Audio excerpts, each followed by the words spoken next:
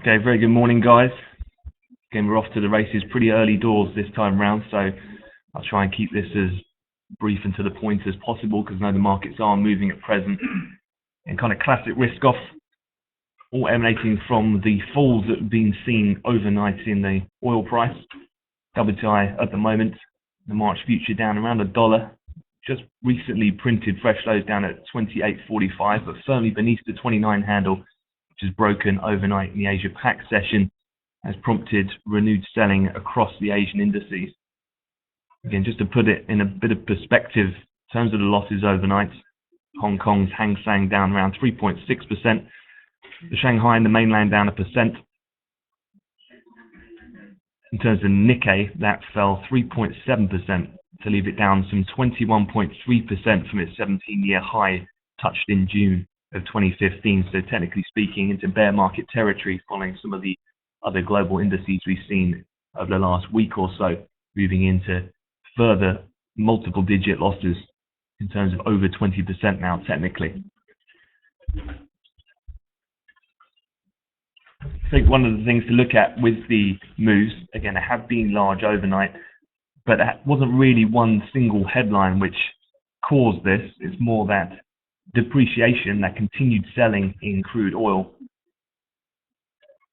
You can see overnight during the Asian session, we just look at the oil chart specifically. You know, we're now targeting the psychological handles here. We initially looked to test it around midnight last night before seeing a bit of a bounce off the 29 handle. Before then, it was triggered around 3:30 a.m. and we saw that more aggressive move lower before we kind of settled around S1 and then making another push as Europe has come in and the volume. One of the things which we did see yesterday, of course, was the IEA report. Headline in particular was enough to knock sentiment. They said the global market could drown in oversupply, while at the same time firing warning signs about the return of increased supply from Iran. So a couple of the usual metrics still very much at play, continuing to just weigh on sentiment. I did do a quick snap poll on our Twitter account this morning. Let's have a quick look at that. Because you can see, generally speaking, how difficult it is to try and pick bottoms in the market. I know, not to lynch him out too much, but Pierce's call of $30 that we had at the beginning of the year, you can quickly see how the picture changes. In terms of this morning on current sentiment, we've had 13 votes. A slight majority of you thinking that we'll go down to 20, and that will be the bottom for the market. 43% going for there, and then pretty split. Seems to be a growing amount of people. And I think it was Standard Chartered who were calling for $10. They seem pretty outrageous only around a week ago for going that low. But now, as you can see, that is a real option according to some people's opinion. With that then, even though the calendar is a bit more busier today in the States, housing starts, building permits and the CPI numbers all at 1:30, I'll definitely be keeping a close eye on oil once again, as has been very much a guide of the markets over the last few weeks, or certainly since the beginning of the year. A quick look at the S&P. Again, yesterday we had that strong start to the US session on the back of the fact that Europe was significantly higher, having gapped up following the positive sentiment from China despite that weak economic data that we had. That prompted speculation of further actions from the government, from PBOC in China, although we haven't seen such a thing as yet. Again, that was the main catalyst, particularly given the fact that US markets in terms of data were very quiet. So it wasn't until Wall Street came in and we saw some profit taking off those most elevated levels. Again, one of the things I was talking about yesterday was about the kind of saturation or the fatigue of that news story, given that there wasn't really anything fresh from US trading hours. So some of that optimism just dissipated as we went through the afternoon, and then when oil started to go as well in the overnight session, the S&P has continued to track lower.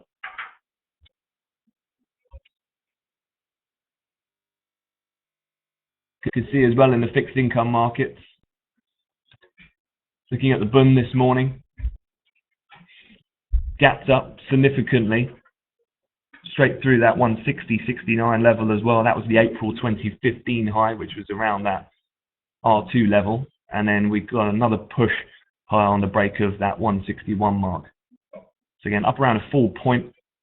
As with the 10-year, when we came in this morning, we're already up around 11 ticks or so. We're up 18 now. So that is a pretty sizable move for the Treasury market in terms of an overnight trade. And also just to have another look at a chart from yesterday at sterling. It's been a considerable mover since the year got underway.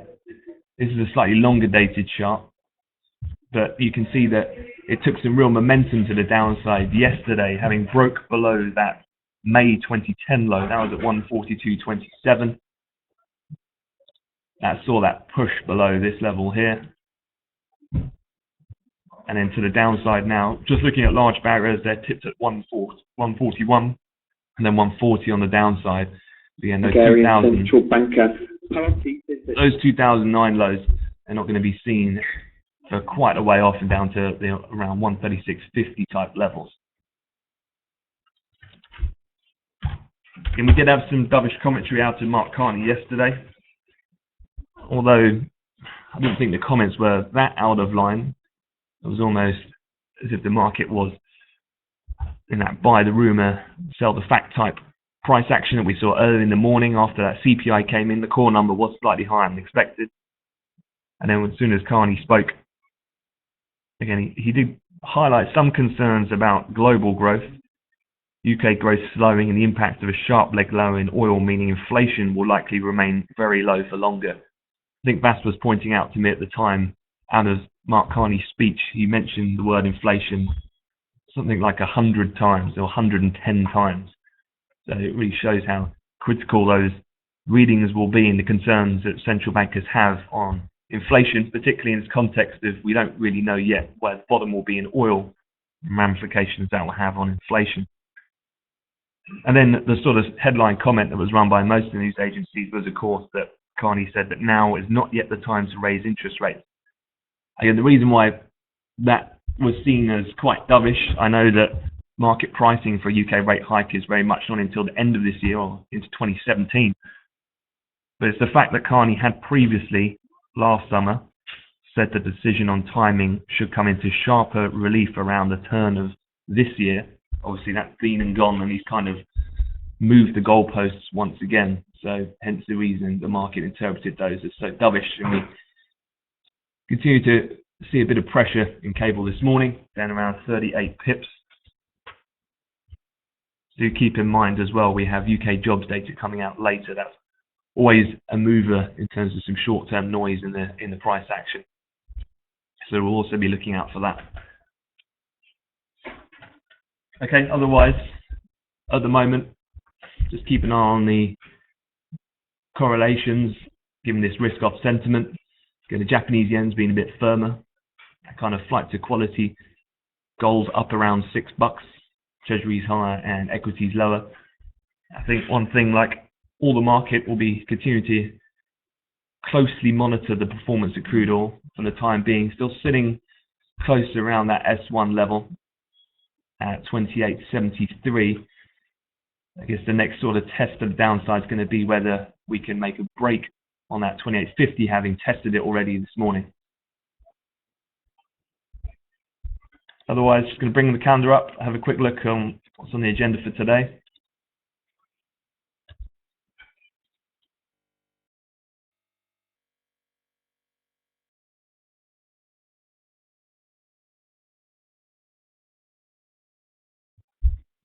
Particular focus going to be on the likes of the earnings numbers. Again, the Bank of England, much like the Federal Reserve, looking for more strength in underlying wage growth for them to be more confident in the economy and policy. However, given the comments from Carney yesterday, any near-term interest rate moves are very unlikely. But no doubt at this point, we are, much like in the case of oil, kind of looking for a bottoming cable. How much further can it go from here? In terms of the low print that was seen yesterday, that was down at around 141.30 type levels. So we're trading within the 10 pip range of that at the moment.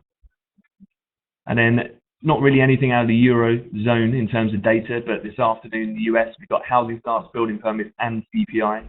So it's going to be another one of those days when we get a kind of data dump and we try to pick our way through these numbers. And again, as we saw on Friday, it's kind of whether or not we get a clean direction on multiple data sets to make it a bit more of an easier trading event. Otherwise, it can lead to increasingly choppy price action upon the release. But we'll go into that in more detail as we get closer. And for any FX traders, we do have the Bank of Canada's interest rate decision. I've not seen the actual split of what analysts are going for in terms of the surveyed number, but according to the calendar, there is an outside chance of a potential rate cut in Canada. Rates there currently 0.5%, could be decreased by 25 basis points. I'd imagine that's probably the minority that are going for that. And then, as is typical with the Bank of Canada, the Governor Poloz will then speak thereafter. So any of the live guys who look at the CAD, it'd be worth just taking a look at that later this afternoon. And then also as a reminder, due to the Martin Luther King Jr. holiday on Monday, the API crude oil inventory numbers, they were not released last night.